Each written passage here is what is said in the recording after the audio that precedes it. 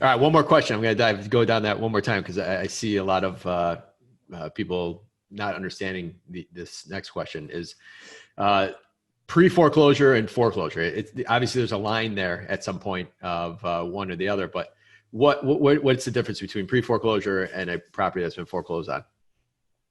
So this is one thing that I see all the time where basically, someone's on Zillow or maybe even Redfin flags properties like this too, but definitely Zillow. And, I'll even have the most experienced real estate agents that sell millions of properties, do millions of volume every year, say, hey, this property's in pre-foreclosure. Can you look into it for me? And, happy to help everybody out. But pre-foreclosure just means that a lis pendens has been filed. The lis pendens is basically the notice of foreclosure to the owner.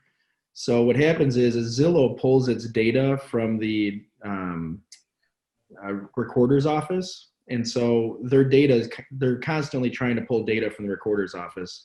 And so that's how they're able to keep up with, what the last mortgage amount was, what the last sales price was. And as soon as something is filed on their keyword for them, the data field they're looking for is lis pendens, then they consider that pre-foreclosure in there. Now, when you see a pre-foreclosure, it doesn't necessarily mean that, hey, it's a foreclosure, you can go get it, because, in my opinion, it's almost like clickbait for Zillow. They'll advertise something as being pre-foreclosure, and people get all excited about it and start asking around. But the reality is that Illinois takes quite a long time to complete the foreclosure process from beginning to end, much higher than other states. So in other words, if you were an investor in, say, Texas or Georgia, you might see pre-foreclosure and be able to anticipate that that's inventory that might come onto the market in the next, say, 2 to 4 months, because the average foreclosure in those states maybe takes around 3 months. In Illinois, it's a little harder to gauge the anticipated inventory to come onto the market on the distress side, because foreclosures could take anywhere from 12 to 24 to 36 months before it actually hits the market. And all along the way, there could be various things that the attorneys can do to, extend that or shorten it or get it declassified as maybe they can do a loan mod or something. You never know. But so in other words, in Illinois, the pre-foreclosure stuff, if you ever see one and it's a property that you're interested in, what I would do is I would go to the recorder's office to see when that lis pendens was filed.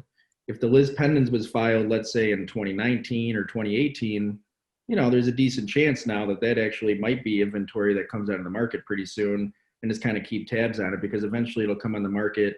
And no, the banks really don't sell off-market properties. The banks will always talk to a guy like myself or Ryan, get a real current value of what that asset is worth and put it on for current market value.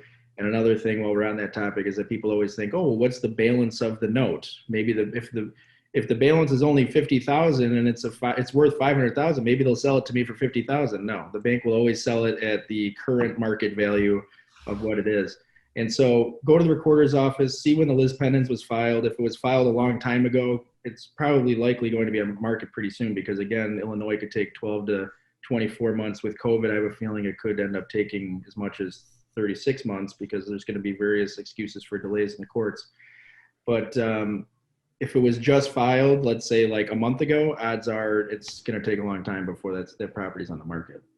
With that being said, you can always try to fill out a contract with the price on it, with a nice little letter, slip it under their door if it's like 1 or 2 or 3 months old, that lis pendens, and see if you can somehow get them to be happy with the offer and somehow get them to convince the bank that they should sell it to you before it goes through foreclosure. But that's going to be rare as well.